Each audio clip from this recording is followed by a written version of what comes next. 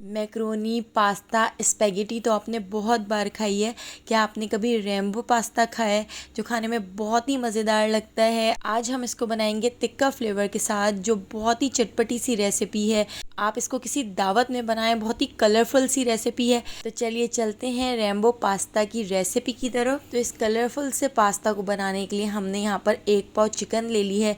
तो हमने यहाँ पर बोनलेस चिकन ली है और इसको छोटे छोटे क्यूब्स में कट कर लिया है। अब इसके अंदर हम कुछ मसाला मैरिनेट कर लेते हैं। तो यहाँ पर मैंने तिक्का मसाला ले लिया है।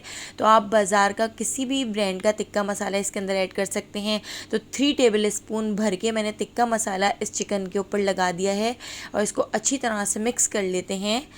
तो बस हमने इसमें और कोई चीज़ ऐड नहीं करनी है फ़िलहाल। बाकी मसाले हम एक और दूसरा मसाला तैयार करेंगे तो उसमें ऐड कर लेंगे।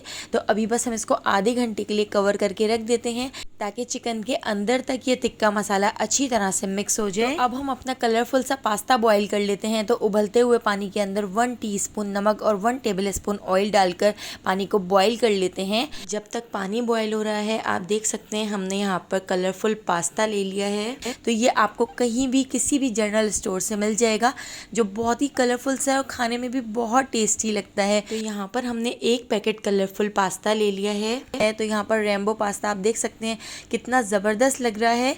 इसका टेस्ट बाकी पास्ता और मैक्रोनी से बिल्कुल मुख्तलिफ है और इसको तिक्का फ्लेवर के साथ बनाएंगे तो ये और ज़्यादा मज़ेदार लगेगा। तो उबलते हुए पानी के अंदर हमने ये पास्ता ऐड कर दिया है। अब हम इसको 7 से 8 मिनट तक फुल फ्लेम पर बॉईल कर लेते हैं। तो आप देख सकते हैं यहाँ पे हमारा पास्ता 7 से 8 मिनट में बिल्कुल परफेक्टली बॉईल हो चुका है। तो मैं आपको यहाँ पर चेक कराती हूँ। तो छुरी की मदद से देखिए हम इसको काट के देखते हैं। तो यहाँ पर हमारा पास्ता बॉईल हो चुका है। इसको हम एक स्ट्रेनर में निकाल कर इसके ऊपर ठंडा पानी डाल देते हैं ताकि इसका कुकिंग प्रोसेस रुक जाए। तो यहाँ पर हमारा पास्ता रेडी है, इसको साइड पर रख देते हैं। अब हमने गैस के ऊपर कढ़ाई रख ली है, 1/4 कप ऑयल इसके अंदर ऐड कर दिया है। अब ऑयल के अंदर हम अपनी चिकन को फ्राई कर लेते हैं। बोनलेस चिकन के ऊपर तिक्का मसाला लगाकर जो हमने आधे घंटे के लिए रख दिया था, तो बस उसी चिकन को हम फ्राई कर लेते हैं। मीडियम फ्लेम पर इसके पानी खुश्क हो जाने तक और चिकन के अच्छी तरह से गल जाने तक इसको फ्राई कर लेंगे। तो यहाँ पर आप देख सकते हैं हमारी चिकन अच्छी तरह से फ्राई हो चुकी है। इसका कलर भी चेंज हो चुका है और इसका पानी भी खुश्क हो चुका है, साइडों से ऑयल भी ऊपर आ चुका है। तो अब हम इसको एक अलग प्लेट में निकाल लेते हैं। तो इस चिकन को एक अलग प्लेट में निकाल कर साइड पर रख देते हैं। इतनी देर हम अपना एक और मसाला बना के तैयार करेंगे। इसी कढ़ाई के अंदर 5 टेबल स्पून ऑयल ऐड कर दिया है और ऑयल के अंदर हम ऐड कर देंगे 3 से 4 बारीक कटी हुई हरी मिर्चें। और यहाँ पर हमने 1 बंच लहसुन का ले लिया है, तो लहसुन को भी बारीक कट कर लिया है। हरी मिर्चें और लहसुन इसके अंदर ऐड कर दिया है और इन दोनों चीज़ों को 2 से 3 मिनट फ्राई कर लेते हैं। तो लहसुन और हरी मिर्चों के हल्के से गोल्डन हो जाने तक इनको फ्राई कर लेंगे। अब हम इसमें कुछ सब्जियां ऐड कर देते हैं। तो यहाँ पर मैंने एक बड़े साइज़ की गाजर ले ली थी, जिसको मैंने इस तरह से छोटे छोटे क्यूब्स में कट कर लिया है। तो गाजर हम इसमें ऐड कर देते हैं और साथ ही 2 दरमियाने साइज़ की शिमला मिर्च को भी हमने इस तरह से छोटे छोटे क्यूब्स में कट कर लिया है। तो ये भी हमने इसमें ऐड कर दी हैं। तो इन दोनों सब्जियों को फुल फ्लेम पर 1 से 2 मिनट फ्राई कर लेते हैं। इन दोनों सब्जियों को फ्राई करने के बाद अब हम इसमें ऐड कर देते हैं 1 टीस्पून नमक, 1 टीस्पून हम इसमें ऐड कर देंगे सफ़ेद मिर्च और इन दोनों चीज़ों को अच्छी तरह से मिक्स कर लेते हैं। साथ साथ चमचा भी चलाते जाएंगे और मसाले ऐड करते जाएंगे। यहाँ पर हमने 1 टीस्पून मिक्स हर्ब्स ले लिया है। तो मिक्स हर्ब्स से बहुत ही ज़बरदस्त सी खुशबू आती है, बहुत ही ज़बरदस्त सा फ्लेवर आता है। 1 teaspoon oregano, 1 teaspoon paprika powder इसमें ऐड कर दिया है। तो ये सारे मसाले ही आपको बहुत ही आसानी से किसी भी जनरल स्टोर पर मिल जाएंगे। अब यहाँ पर जो हमने चिकन फ्राई करके रख ली थी, तो वही चिकन हमने इसमें ऐड कर दी है। चिकन को भी अच्छी तरह से मिक्स कर लिया है। यहाँ पर हमने 1 बाउल भर के फ्रोज़न कॉर्न ले लिए हैं, तो कॉर्न भी हमने इसमें ऐड कर दिए हैं। कॉर्न ऑप्शनल है, अगर आप ऐड नहीं करना चाहते तो आप इसको स्किप भी कर सकते हैं।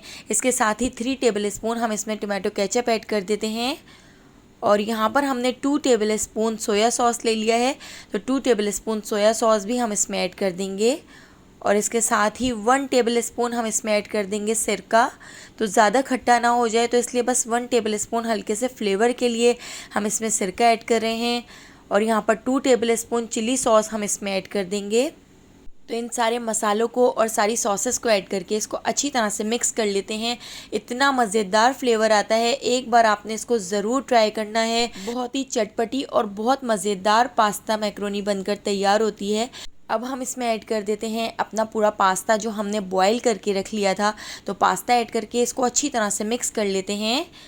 और पास्ता मिक्स करने के बाद इसके साथ हमने यहाँ पर 4 से 5 हरी प्याज ले ली थी और इसको भी इस तरह से बारीक कट कर लिया है। हरी प्याज हमने इसमें ऐड कर दी है। फ्लेम को हमने ऑफ कर दिया है। अब हरी प्याज को भी इसमें अच्छी तरह से मिक्स कर लेते हैं।